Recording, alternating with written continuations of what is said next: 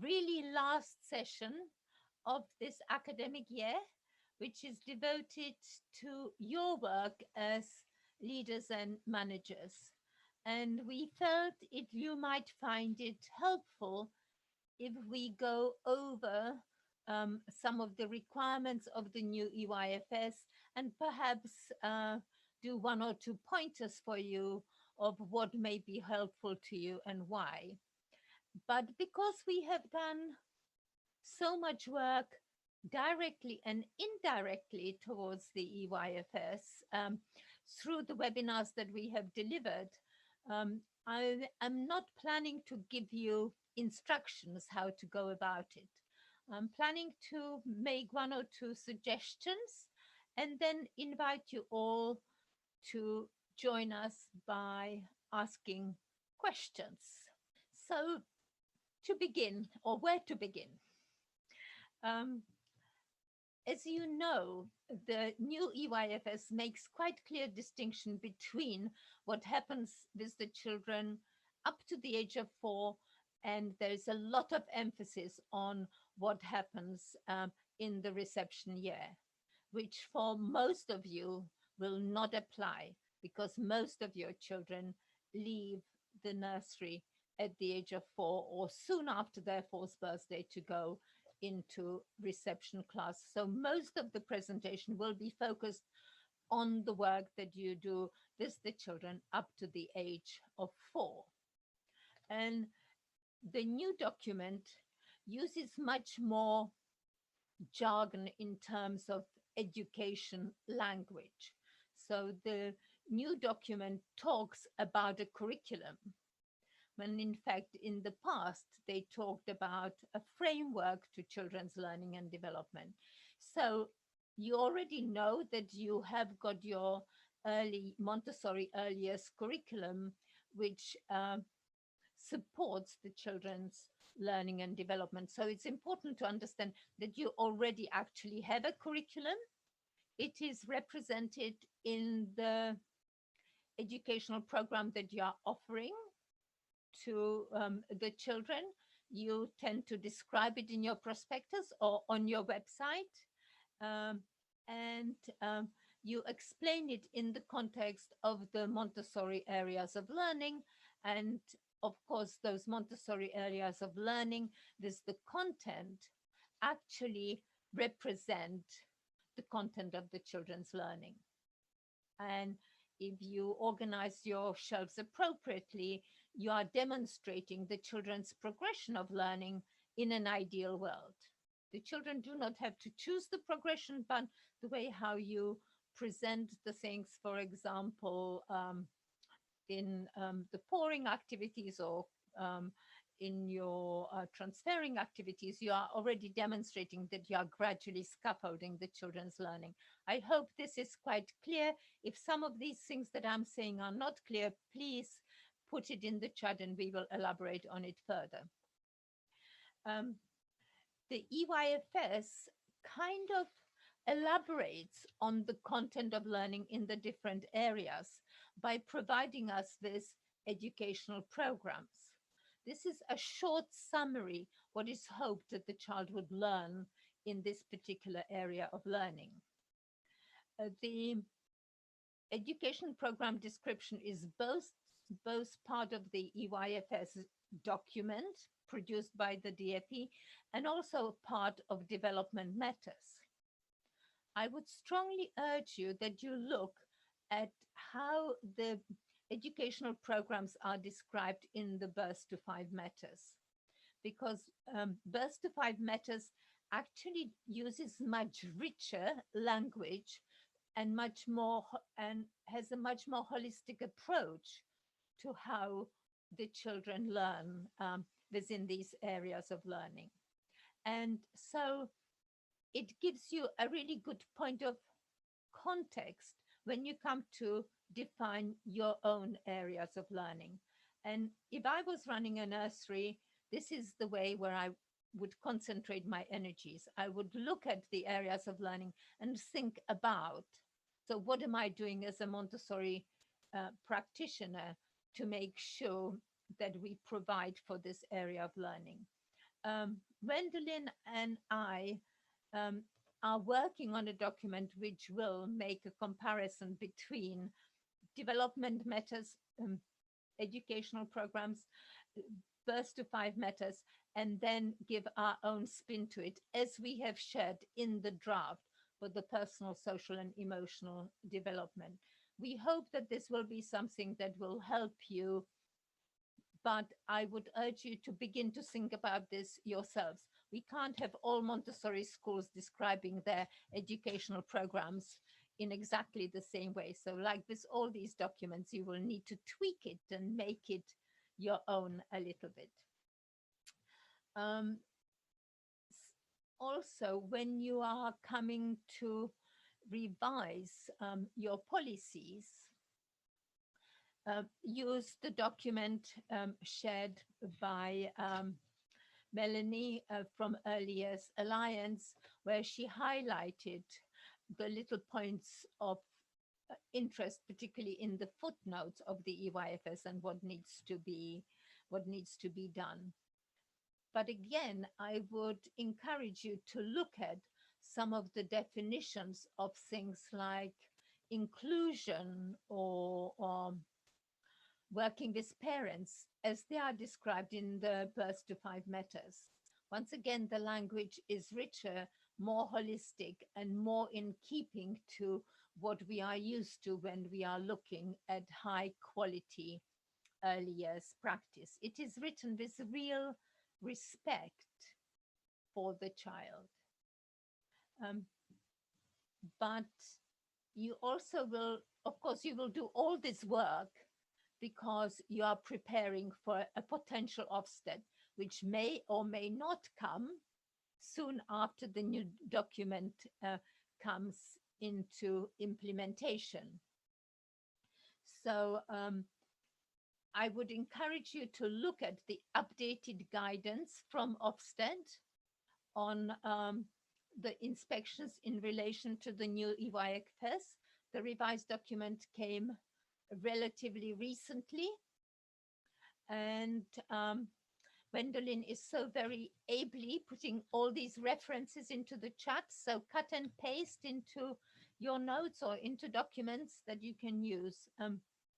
What is important that you look towards the end of the document. I think it's page 52 to 56 or something like that, which looks at the myth busting. So what, which really describes briefly what are Ofsted looking for when they are going to visit you. And I think that the most helpful suggestion that is being made in the fact that we are invited to take the inspector on a learning walk. In other words, the inspector expects you to walk with her or him through your provision and explain how your provision works as you walking through the classroom and you are seeing children working. And I would recommend that you do this once you have thought about your curriculum and once you have thought about your educational programs, you do it with a colleague and you do it to each other. And then your colleagues asks you questions about things they don't quite understand. Because remember, you will have to articulate your practice not necessarily in Montessori jargon. So it will not be helpful to tell the inspector, look at this child, he's perfectly normalized. In fact, that may quite put them off. But you can say, I'm really in awe of this child's capacity to concentrate and stay on the task they have chosen. We really value the children's capacity to make choices for themselves. So this way, you are, in a way, explaining what the children are doing. And I also think that if you are working with the children up to the age of 4, you need to be very, very clear about the importance of the indirect preparation. So everything in a way that is that the children do in activities of everyday living and in sensorial and to some extent in understanding the world, the children are preparing for literacy and numeracy in, let it be, developing their vocabulary, in their capacity to how to have flexibility of the wrist to be able to write, in their capacity to listen to sounds so that they can learn the phonic alphabet. um, there are numerous examples of indirect preparation in everything that we do with the children. I hope it's kind of making sense as I see your faces. I don't see anybody frowning, thinking, what is she talking about? So hopefully we are kind of on the same page. Um, I think that it would be also good if you considered how you have managed COVID. So, what have you done during the COVID period? It would be quite useful to, summarize all the things that you have done, of course, according to the requirements to do with the hygiene, the physical hygiene, but also think about the children's mental health and think about how you have supported the parents. Think about how you have used technology. Can I just pip in there, Barbara? Just out of interest, a few of the inspections that have been happening lately, they've asked for evidence of that. It's one of the questions they've asked the parents, that they've asked outside.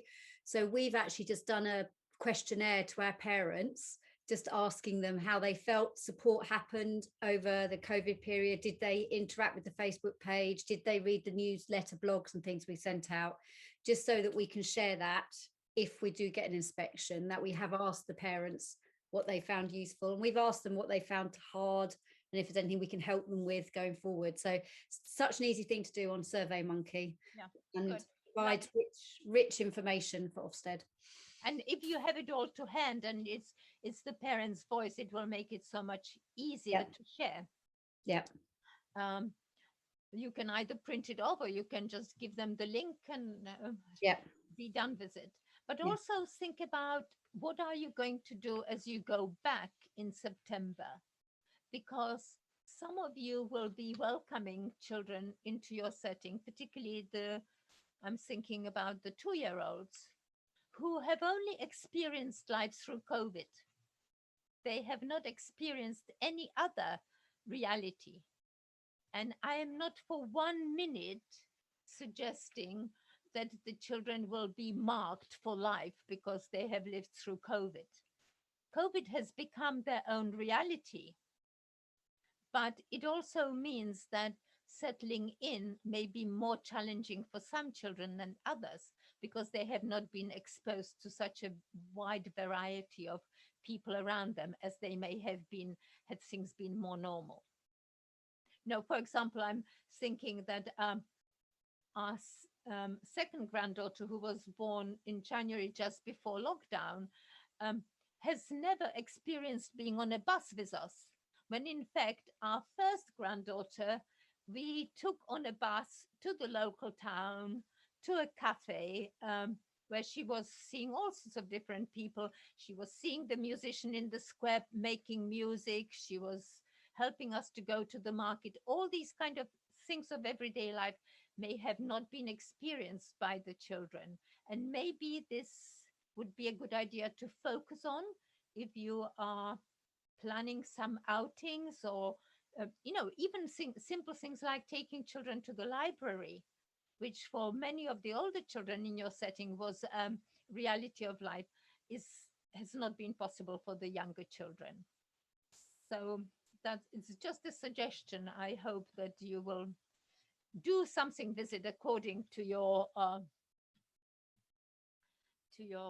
circumstances. But also I think it would be really positive to highlight some of the benefits of, for example, learning outdoors during COVID. What it meant to children being outside. What have you observed that it has given them in terms of different ways of learning, and how you're going to take this forward for the future.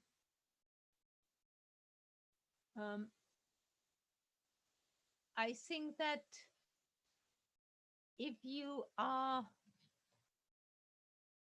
anxious about some of the articulating some of the good practice that we have shared with you over the last 6 months, I really very strongly recommend that you revisit some of the recordings of the webinars that we have made, because we have looked at children's learning stories. We have looked at the whole idea of different approach to celebrations. We have looked at cultural capital.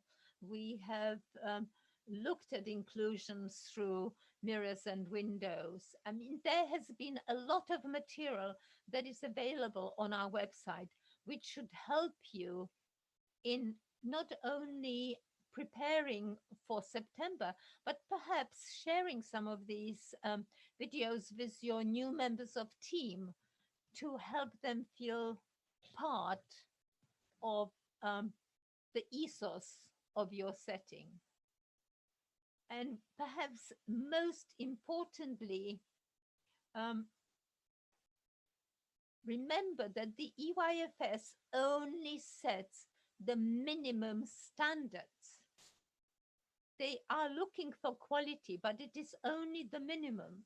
So if you have done things in the past that the new EYFS is not asking for, but which you think were really valuable to children, please don't give them up. Celebrate them as something unique and strong for your setting, because I would like you to demonstrate the joy and the strengths of the Montessori pedagogy through the way how the children embrace the learning environment and through the way how they learn from it. And this will also show that you are responsive to their individual needs and that you are really thinking about how you can extend their learning. There is much more emphasis now on the role of the teacher and how the teacher is teaching the children. This doesn't sit 100% comfortably with our approach in the Montessori environment, because we would really like the child to learn more spontaneously, but it is the response to the child's spontaneous choices from the environment and your capacity to scaffold them, your capacity to engage in sustained shared thinking, your capacity to observe and share your observations with your colleagues and with the parents, which will demonstrate that you really understand children's development, that you are committed to following the path very broadly sketched by the areas of learning in the EYFS, and that you are comfortable with the children's progress in your setting.